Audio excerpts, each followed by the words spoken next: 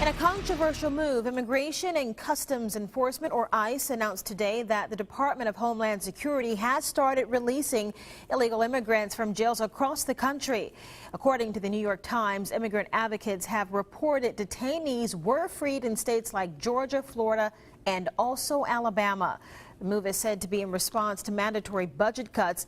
Fox News reporter Andrew Perez set out to find out how this could affect you. In a few days, Congress might allow a series of immediate, painful, arbitrary budget cuts to take place,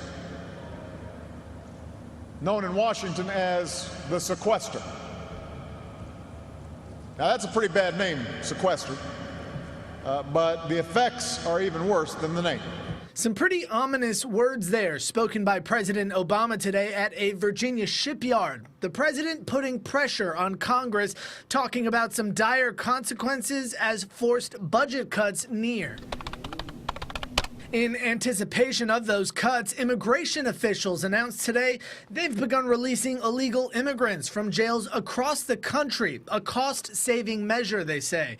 Problem is, immigration officials have yet to say which immigration jails are affected.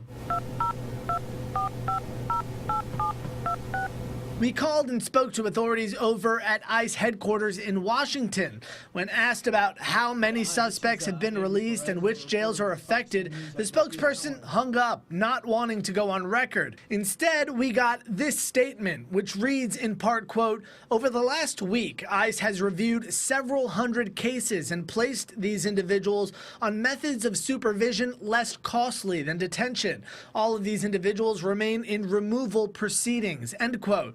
Some lawmakers, however, believe the move is just more political spin, a scare tactic by the Obama administration. Alabama Senator Jeff Sessions fired back, writing in part, quote, "The last thing you would want to do to meet a budget cut of this size would be to voluntarily undertake actions that undermine the rule of law and endanger public safety," end quote.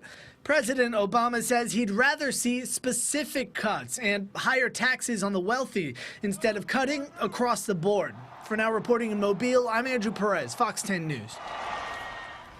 Tonight, we're still waiting on a list of the jails affected from ICE. We'll have